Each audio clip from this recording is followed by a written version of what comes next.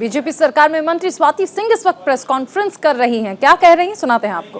Party का जो भी निर्णय है, जब पार्टी ने महिला मोर्चा का अध्यक्ष भी बनाया था तब मैं नहीं जानती थी मैं विधायक बनूंगी, तब नहीं जानती थी मैं मंत्री बनूंगी, लेकिन पार्टी ने किया। इस निर्णय में भी पार्टी ने अच्छा सोच के ही किया होगा। दयाशंकर जी के साथ जो कंट्रोवर्सी हुई सरोजिनी नगर सीट के लिए, उसको भी जिम्मेदार मानती हैं? जिस तरह से उन्होंने भी अपना दावा पेश किया। कौन सी कंट्रोवर्सी? मैंने कभी एक शब्द भी बोला? एक ऑडियो वायरल हुआ था, उसको जिस तरह से वो भी दावा कर रहे उस ऑडियो के लिए भी मैंने क्या एक शब्द भी बोला? कौन सी कंट्रोवर्सी? मैं तो ये देखती हूँ कि मीडिया में कुछ भी चलने लगता है, सूत्र लिखिए कुछ भी चला। आप एक नहीं दावेदार की बात रखिए, झगड़े में निकल गई सीट के हाथ से। नहीं, ऐसा नहीं है कोई। मुझे लगता है कि बेकार में उन चीज़ों को इशू बनाना नहीं चाहिए। दयाशंकर जी अपनी बात रख रहे होंगे।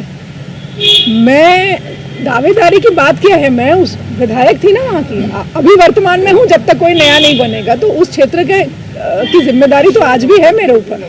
अगर आज मेरा कोई कार्यकर्ता आएगा, आज मेरे क्षेत्र का कोई व्यक्ति आएगा, तो ये जिम्मेदारी बनती है स्वाति सिंह की सरोजिनी नगर के विधायक होने के नाते कि मैं उनका काम करूं। और भविष्य में भी भारतीय जनता पार्टी के कार्यकर्ता के नाते ये मेरी जिम्मेदारी आजीवन बनी रहेगी कि मैं मेरे पास जो भी आएगा उनका मैं काम करूं और मैं भविष्य में भी करती रहूं। तो क्या अभी हम माने कि आप डोर टू डोर कैंपेन करेंगी? नाराजगी कोई नहीं है? कोई नहीं।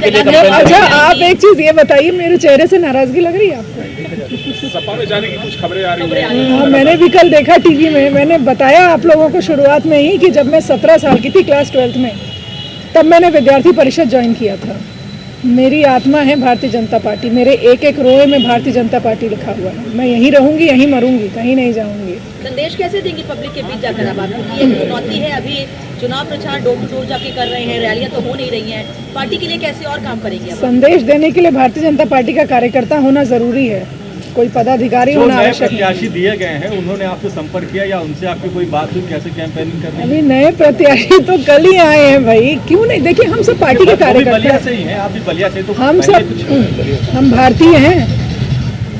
बलिया के, लखनऊ के, ऐसा कुछ नहीं होता है। पहले हम कहीं और से टिकट, अगर यहाँ से नहीं तो अब कुछ तो मुझे लगता है संगठन के लिए आप लोग छोड़ देंगे तो अच्छा रहेगा। संगठन जो जिम्मेदारी भविष्य में देगी उस जिम्मेदारी का निर्वहन पूरी निष्ठा के साथ करूंगी, पूरी ईमानदारी के साथ।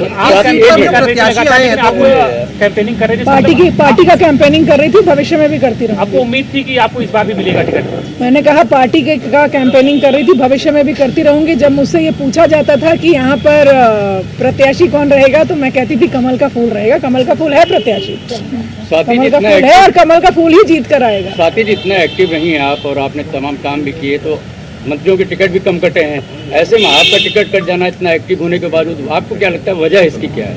देखिए मैंने कहा ना कि हमारा शीर्ष नेतृत्व जो है और माननीय प्रधानमंत्री जी, माननीय गृह मंत्री जी कुछ ना कुछ अच्छा देखे होंगे तभी ये निर्णय लिए। आपके लिए? बिल्कुल, सबके लिए। कोई आपको इस चीज़ का कोई दुख नहीं है कि आपका टिकट? मेरे चेहरे से लग रहा है। नहीं आप बता दीजिए, चेहरे से तो नहीं लग रहा है।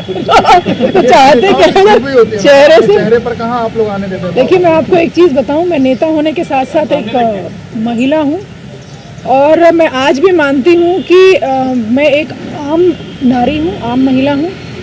एक मैं भारतीय जनता पार्टी की कार्यकर्ता हूं और भारतीय जनता पार्टी का कोई भी कार्यकर्ता, जिसमें माननीय प्रधानमंत्री जी भी हैं, नेता की दृष्टि से हम काम नहीं करते हैं। हम जनता की वजह से सत्ता में हैं और जनता के लिए काम कर रहे हैं, आजीवन काम करते रहे। दयाशंकर जी को टिकट नहीं मिला, इसका दुख है कि नहीं? मतलब किसी को नहीं मिला? नहीं बोल लीजिए, चेहरे पर तो दुख नहीं नजर आ रहा है। मुझे आप चाहते हैं हम दुखी रहे? मुझे लग रहा है दयाशंकर जी को नहीं मिला। मुझे लगता है दयाशंकर जी के विषय में आप उनसे पूछेंगे तो ज्यादा अच्छा रहेगा। लखनऊ में जिसके पास गॉड फादर था उसने अपनी सीट बदलवा ली, आपके पास कोई गॉड फादर नहीं था, इसका नुकसान हुआ है क्या? हम सबके देखिए गॉड फादर और जो भी बोले हैं, मैं मेरे जो इंस्पिरेशन है माननीय प्रधानमंत्री जी हैं और मैंने हर मंच पे बोला है और आज मैं फिर आप सबके चैनल के माध्यम से बोलती हूँ कि मुझे गर्व है कि मैं आज उस देश में हूँ जिस देश के प्रधानमंत्री माननीय मोदी जी हैं, जिन्होंने बेटी बचाओ बेटी पढ़ाओ जैसे अभियान को चलाया। आप देख सकते हैं कि जब माननीय प्रधानमंत्री जी की सरकार बनी 2014 में, उस समय सेक्स रेशियो में कितना डिफरेंस था।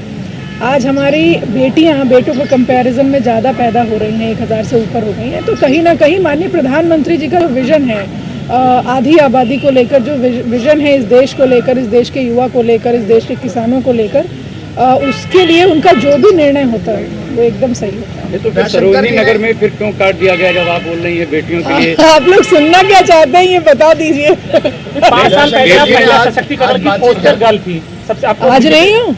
अगर होती तो क्या कैसे किया था? टिकट ही एक ऐसी चीज है जिससे कि महिला सशक्तिकरण को हम चरितार्थ कर सकते हैं।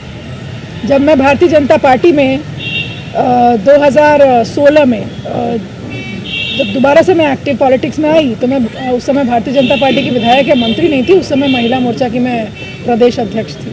ऐसा कोई क्राइटेरिया नहीं है कि महिला सशक्तिकरण में उसी महिला को हम सशक्त मानेंगे जो मंत्री होगी या जो विधायक होगी। आपको क्या लगता है? लेकिन आप एक चेहरा बन गए कि महिला सशक्तिकरण ऑब्जर्वेशन होगा आपका, कोई होगी कोई तो आपके मन में ख्याल आया? पार्टी ने जरूर कुछ अच्छा सोच रखा है, लग रहा है कि मुझे महिलाओं के लिए, मैंने कहा मैं आधी आबादी का प्रतिनिधित्व करती हूँ और करती रहूँगी। ऐसा नहीं है, हमेशा हर एक व्यक्ति को जब मैं जब विधायक बनी और उत्तर प्रदेश सरकार में मैं मंत्री बनी तो मैं जानती थी कि मैं अब महिला मोर्चा की अध्यक्ष नहीं रहूँगी।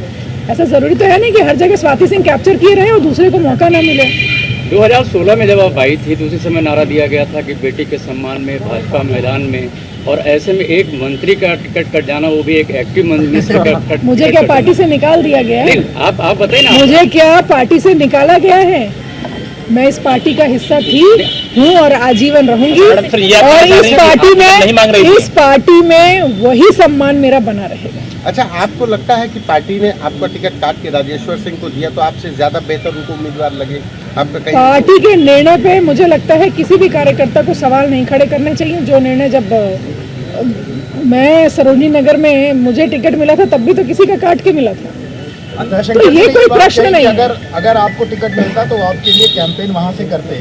उनकी भी उम्मीद है कि वो बलिया से उनको टिकट मिलना है। क्या तो आप उनके लिए कैंपेन करेंगे? तो आप जाके कैंपेन करेंगे क्योंकि उन्होंने कहा कि आप लोग करते आपके लिए। आप लोग ऐसा क्यों चाहते हैं कि कोई अगर अगला व्यक्ति कुछ बोल रहा है तो उस पर मैं बोलूं? मेरे अपने जो विचार हैं मैंने आपको बता दिया। पार्टी का मैं पार्टी की कार्यकर्ता हूँ, भारतीय जनता पार्टी की कार्यकर्ता हूँ, और पार्टी का जो निर्देश होगा, पार्टी का जो आदेश होगा, स्वाति सिंह वो करेंगी। एक कार्यकर्ता के नाते करेंगी।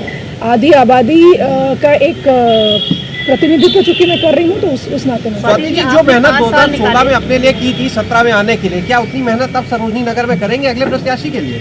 मैंने 2016 में भी हम सब पार्टी के कार्यकर्ताओं ने मेहनत किया था। 2017 में भी किए, 18 में भी किए, 19 में भी किए, 20, 21, 22 और निरंतर करते रहेंगे जब तक इस देश में हर एक व्यक्ति सशक्त न हो जाए। आप 5 साल मिनिस्टर रहे, आप अपने काम से सेटिस्फाइड? बिल्कुल सेटिस्फाइड है।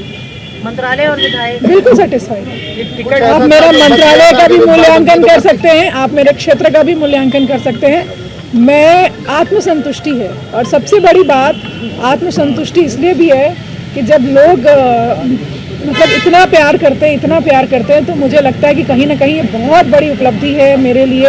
एक भारतीय जनता पार्टी के कार्यकर्ता होने के नाते ये बहुत बड़ी उपलब्धि है। और कहीं ना कहीं इसमें माननीय प्रधानमंत्री जी, हमारे शीर्ष नेतृत्व माननीय गृह मंत्री जी का बहुत, जो उनकी छवि है, कहीं ना कहीं उनकी छवि की वजह से आज मुझे मेरे क्षेत्र के लोग इतना प्यार करते हैं। बहुत कम हम विधायकों को देखते हैं कि इतना ज़्यादा क्षेत्र में जाते हैं जितना हमने आपको देखा, खासकर लोकल उसमें।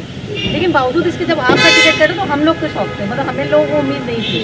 तो ऑब्वियसली बीइंग अ विधायक, आप बीइंग मतलब वहाँ का प्रतिनिधित्व करते थे, तो कुछ तो आपको भी लगा होगा कि भाई रहता तो अच्छा था। नहीं, मुझे नहीं लगा। इसलिए नहीं लगा क्योंकि मुझे 2017 में नहीं पता था कि मुझे सरोजनी नगर विधानसभा से टिकट मिल जाएगा और मैं जीत जाऊंगी और मैं मंत्री हो जाऊंगी। क्योंकि पार्टी का निर्णय जो होता है वो एज अ होल होता है। हमारे यहाँ कोई एक व्यक्ति विशेष नहीं निर्णय लेता है, पूरी एक टीम होती है, पूरा एक ग्रुप है जो निर्णय लेता है।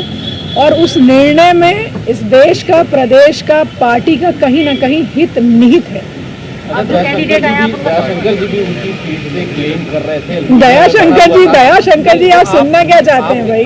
आपने कभी इस पे कोई रिएक्शन क्यों नहीं दिया? आपने कभी किसी से बात की क्यों? मसाला चाहिए था क्या आप लोगों को? जो मैंने दिया नहीं तो आप लोग फेल हो गए। राजेश्वर जी का समर्थन करेंगे? मैं भारतीय जनता पार्टी का हर जगह समर्थन करूंगी। राजेश्वर जी भी भारतीय जनता पार्टी के कैंडिडेट है। मैं हर उस व्यक्ति का समर्थन करूंगी जिसको मेरी पार्टी ने खड़ा किया। टिकट कटने से पहले क्या कोई बात की, कोई बताया था किसी ने आपको कि टिकट इस बार आप नहीं लड़ रही हैं? पार्टी के किसी नेता ने कुछ कोई बात हुई थी किसी से आपकी? ये अचानक से हो गया ये? चाहते क्या है आप? क्या निकलवाना चाहते हैं? आपका टिकट कट गया। आपने की है अपर्णा यादव, अदिति सिंह, कई लोग अभी बीजेपी में शामिल हुए हैं। टिकट आपका कटा, अभी तक उनको लेकर भी कोई फिलहाल अदिति सिंह के अलावा किसी को लेकर कोई बात नहीं कही गई है। कैसे काम करेंगे उनके साथ मिलकर, महिलाओं के बीच कैसे जाएंगी? क्या आप भी एक महिला हैं, हम महिलाओं के लिए कहा जाता है कि महिला ही महिला की दुश्मन होती है। आप ऐसा मानती हैं? बताइए, मानती हैं? जब नहीं मानती हैं तो साथ में काम करने में, और ऐसा नहीं है कि सिर्फ अदिति और अपर्णा ही, पूरी भारतीय जनता पार्टी में बहुत महिलाएं हैं, हम सबके साथ काम करते हैं।